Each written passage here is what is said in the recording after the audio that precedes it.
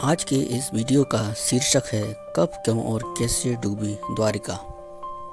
श्री कृष्ण की नगरी द्वारिका महाभारत युद्ध के 36 वर्ष पश्चात समुद्र में डूब जाती है। द्वारका के समुद्र में डूबने से पूर्व श्री कृष्ण सहित सारे यदुवंशी भी मारे जाते हैं। समस्त यदुवंशियों के मारे जाने और द्वारिका के समुद्र में विलीन होने के पीछे मुख्य रूप से दो घटनाएं जिम्मेदार हैं। एक माता गांधारी द्वारा श्री कृष्ण को दिया गया श्राप और दूसरा ऋषियों द्वारा श्री कृष्ण पुत्र शाम को दिया गया श्राप। आइए इन घटनाओं के बारे में विस्तार से जानते हैं। महाभारत युद्ध की समाप्ति के बाद जब युधिष्ठिर का राज तिलक हो रहा था, तब कौरवों की माता गांधारी ने महाभारत युद्ध के लिए श्री कृष्ण को दोषी ठहराते हुए श्राप दिया कि इस प्रकार कौरवों के वंश का नाश हुआ है, उसी प्रकार यदुवंश का भी नाश होगा। दूसरी तरफ महाभारत युद्ध के बाद जब 36वां वर्ष आरंभ हुआ तो तरह तरह के अपशगुन होने लगे।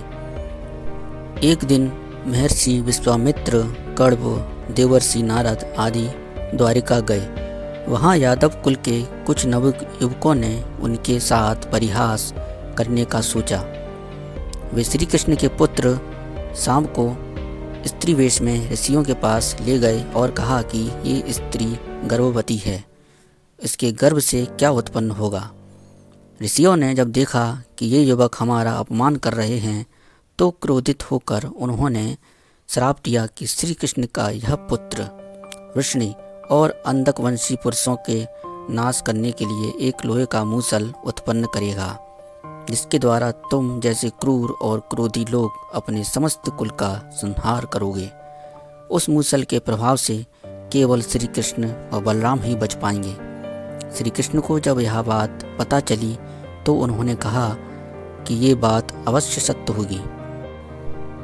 मुनियों के श्राप के प्रभाव से दूसरे दिन ही शाम ने मूसल उत्पन्न किया। जब यह बात राजा उग्रसेन को पता चली तो उन्होंने उस मूसल को चुराकर समुद्र में डलवा दिया। इसके बाद राजा उग्रसेन और श्री कृष्ण ने नगर में घोषणा करवा दी कि आज से कोई भी वृषणी व अंधकवंशी अपने घर में मदिरा तैयार नहीं करेगा। जो भी व्यक्ति छुपकर मदिरा तैयार करेगा उसे मृत्युदंड दिया जाएगा। यह घोषणा सुनकर द्वारिकावासियों ने मदिरा नहीं बनाने का निश्चय किया। इसके बाद द्वारिका में भयंकर अपशगुन होने लगे। प्रतिदिन आंधी चलने लगी। चूहे इतने बड़े हो गए कि मार्गों पर मनुष्य से ज़्यादा दिखने लगे। वे रात में सोए हुए मनुष्यों के बाल और नाखून कुतर कर खा जाया करते थे। सारस उल्लुओं की और बकरे गीदड़ों की आवाज़ निकालने लगे। गायों के पेट से, गधे कुत्तियों से बिलाव और नेवलियों के गर्भ से चूहे पैदा होने लगे। जब श्री कृष्ण ने नगर में होते हुए इन अपशगुनों को देखा तो उन्होंने सोचा कि कौरवों की माता गांधारी का श्राप सत्य होने का समय आ गया है। इन अपशगुनों को देखकर वह बच्चे के 13वें दिन अमावस्या का संयोग जानकर श्री कृष्ण काल की अवस्था पर विचार करने लगे। उन्होंने देखा कि इस समय वैसा ही योग बन रहा है जैसा महाभारत युद्ध के समय बना था। गांधारी के श्राप को सत्य करने के उद्देश्य से श्री कृष्ण ने यदुवंशियों को तीर्थ यात्रा करने की आज्ञा दी। श्री कृष्ण की आज्ञा से सभी राजवंशी समुद्र के तट पर प्रभास तीर्थ आकर निवास करने लगे। प्रभास तीर्थ में रहते हुए एक दिन जब अंधक व वृषणीवंशी आपस में बात कर रहे थे, तभी सात्यकी ने आवेश में आकर कृतवर्मा का उपहास व अनादर कर दिया। कृतवर्मा ने भी कुछ ऐसे ही शब्द कहे कि सात्यकी को क्रोध आ गया और उसने कृतवर्मा का वध कर दिया। यह देख अंधकवंशियों ने सात्यकी को घेर लिया और हमला कर दिया। सात्यकी को अकेला देख श्री कृष्ण के पुत्र प्रद्युम्न उसे बचाने दौड़े। सात्यकी और प्रद्युम्न अकेले ही अंधकवंशियों से भिड़ गए, परंतु संख्या में अधिक होने के कारण अंधकवंशियों को पराजित नहीं कर पाए और अंत में उनके हाथों मारे गए। अपने पुत्र और सात्यकी की मृत्यु से क्रोधित होकर श्री कृष्ण ने एक मुट्ठी एरका घास उखाड़ ली। हाथ में आते ही वह घास वज्र के समान भयंकर लोहे का मूसल बन गई।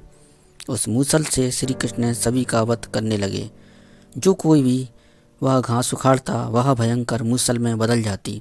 ऐसा ऋषियों के श्राप के कारण हो रहा था। उन मूसलों के एक ही प्रहार से प्राण निकल जाते थे। उस समय के काल के प्रभाव से अंधक भोज, शिनी और वृष्णि वंश के वीर मूसलों से एक दूसरे का वध करने लगे। यदुवंशी भी आपस में लड़ते हुए मरने लगे। श्री कृष्ण के देखते ही देखते सांब, चारोदेश, अनिरुद्ध और गद की मृत्यु हो गई। फिर तो श्री कृष्ण को और भी क्रोध आ गया और उन्होंने शेष बचे सभी वीरों का संहार कर डाला। अंत में केवल दारुक श्री कृष्ण के साथी ही शेष बचे। श्री कृष्ण ने दारुक से कहा कि तुम तुरंत हस्तिनापुर जाओ और अर्जुन को पूरी घटना बताकर द्वारका ले आओ। दारुक ने ऐसा ही किया। इसके बाद श्री कृष्ण बलराम को उसी स्थान पर रहने का कहकर द्वारका लौट आए। द्वारका आकर श्री कृष्ण ने पूरी घटना अपने पिता वासुदेव को बता दी। यदुवंशियों के संहार की बात जानकर उन्हें भी बहुत दुख हुआ। श्री कृष्ण ने वासुदेव जी से कहा कि आप अर्जुन के आने तक स्त्रियों की रक्षा करें।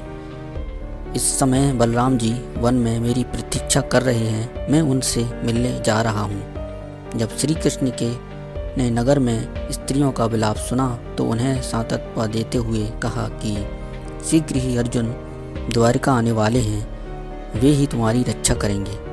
ये कहकर श्री कृष्ण बलराम से मिलने चल पड़े। वन में जाकर श्री कृष्ण ने देखा कि बलराम जी समाधि में लीन हैं। देखते ही देखते उनके मुख से सफ़ेद रंग का बहुत बड़ा सांप निकला और समुद्र की ओर चला गया। उस सांप के हजारों मस्तिष्क थे। समुद्र ने स्वयं प्रकट होकर भगवान शेषनाग का स्वागत किया। बलराम जी द्वारा देह त्यागने के बाद श्री कृष्ण उस सूने वन में विचार करते हुए घूमने लगे। घूमते घूमते वे एक स्थान पर बैठ गए और गांधारी द्वारा दिए गए श्राप के बारे में सोचने लगे। देह त्यागने की इच्छा से श्री कृष्ण ने अपनी इंद्रियों को संयमित किया और महायोग की अवस्था में पृथ्वी पर लेट गए। जिस समय भगवान श्री कृष्ण समाधि में लीन थे उसी समय जरा नाम का एक शिकारी हिरणों का शिकार करने के उद्देश्य से वहां आ गया। उसने हिरण समझकर दूर से ही श्री कृष्ण पर बाण चला दिया। बाण चलाने के बाद जब वह अपना शिकार पकड़ने के लिए आगे बढ़ा तो योग के में स्थित भगवान श्री कृष्ण को देखकर उसे अपनी भूल का पश्चाताप हुआ। तब श्री कृष्ण ने उसे आश्वासन दिया और अपने परम धाम चले गए। अंतरिक्ष में पहुंचने पर इंद्र, अश्विनी कुमार, रुद्र, आदित्य, वसु, मुनि और आदि सभी ने भगवान का स्वागत किया। इधर दारुक ने हस्तिनापुर जाकर यदुवंशियों के संहार की पूरी घटना पांडवों को बता दी। यह सुनकर पांडवों को बहुत शोक हुआ। अर्जुन तुरंत ही अपने मामा वसुदेव से मिलने के लिए द्वारिका चल दिए। अर्जुन जब द्वारिका पहुँचे तो वहाँ का दृश्य देखकर उन्हें बहुत शोक हुआ। श्री कृष्ण की रानियाँ उन्हें देखकर रोने लगीं। उन्हें रोता देख अर्जुन भी रोने लगे और श्री कृष्ण को याद करने लगे। इसके बाद अर्जुन वासुदेव जी से मिले। अर्जुन को देखकर वासुदेव जी बिलक बिलक कर रोने लगे। वासुदेव जी ने अर्जुन को श्री कृष्ण का संदेश सुनाते हुए कहा कि द्वारका शीघ्र ही समुद्र में डूबने वाली है, अतः तुम सभी नगरवासियों को अपने साथ ले जाओ। वासुदेव जी की बात सुनकर अर्जुन ने दारुक से सभी मंत्रियों को बुलाने के लिए कहा। मंत्रियों के आते ही अर्जुन ने कहा कि मैं सभी नगरवासियों को यहाँ से इंद्रप्रस्थ ले जाऊंगा, क्योंकि शीघ्र ही समुद्र इस नगर को डुबा देगा। अर्जुन ने मंत्रियों से कहा कि आज से 7वें दिन सभी लोग इंद्रप्रस्थ के लिए प्रस्थान करेंगे, इसलिए आप शीघ्र ही अब इसके लिए तैयारियां शुरू कर दें। सभी मंत्री तुरंत अर्जुन की आज्ञा के पालन में जुट गए। अर्जुन ने वह रात श्री कृष्ण के महल में ही बिताई। अगली सुबह श्री कृष्ण के पिता वासुदेव जी ने प्राण त्याग दिए। अर्जुन ने विधि विधान से उनका अंतिम संस्कार किया। वासुदेव जी की पत्नी देविका, भद्रा, रोहिणी व मदिरा भी चिता पर बैठकर सती हो गईं। इसके बाद अर्जुन ने प्रभास तीर्थ में मारे गए समस्त यदुवंशियों का अंतिम संस्कार किया। 7वें दिन अर्जुन श्री कृष्ण के परिजनों तथा सभी नगरवासियों को साथ लेकर इंद्रप्रस्थ की ओर चल दिए। उन सभी के जाते ही द्वारिका नगरी समुद्र में डूब गई। ये दृश्य देखकर सभी को बड़ा आश्चर्य हुआ।